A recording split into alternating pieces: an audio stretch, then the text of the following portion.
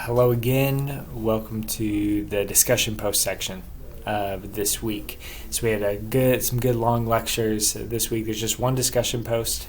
It kind of ties a lot of these things together. It's an opportunity for us to both reflect and apply. So we've done a lot of reflection. Here's an opportunity to apply some of the things that we've learned this week. So we're going to be talking about times where you've had a misinterpreted email, a misinterpreted text message or instant message, and kind of the implications of that. When I have a misinterpreted message, what I realize is that I didn't take enough time to think about the other ways this might be interpreted.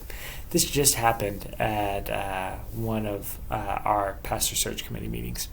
One of the members of the pastor search committee sent something out, not knowing the different ways that some of the statements in what he sent out could be interpreted.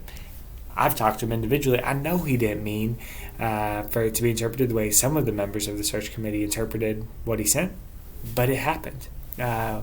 So one of the realities when we're dealing with computer technology-aided communication is that we have to think critically about what we're sending out. We need to edit and polish it and think about it from different perspectives.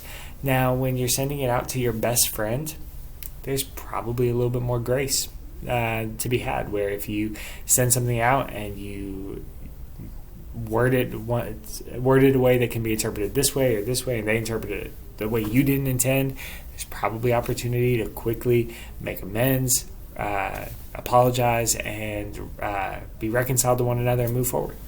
If you're sending it out to your boss, maybe work through some of what those implications would be. Think through it from different perspectives.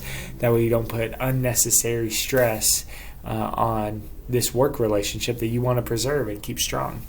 And so that's what I'm hoping that we move towards with this discussion post, that we reflect and apply. Think about how you did handle things and how maybe you could handle things differently.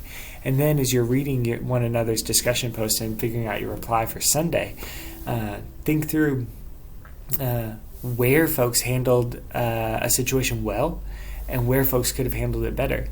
Provide encouragement to one another, and then gentle exhortation of providing things maybe they haven't thought of in ways that you can improve those type of situations moving forward. So that's my hope for this discussion post. Remember, 400 words due on Thursday by midnight, 200 words in a reply due Sunday by midnight. Do those two things, you'll do well, and we'll continue to finish up teams and virtual teams with great momentum that you've built so far. Bye, y'all.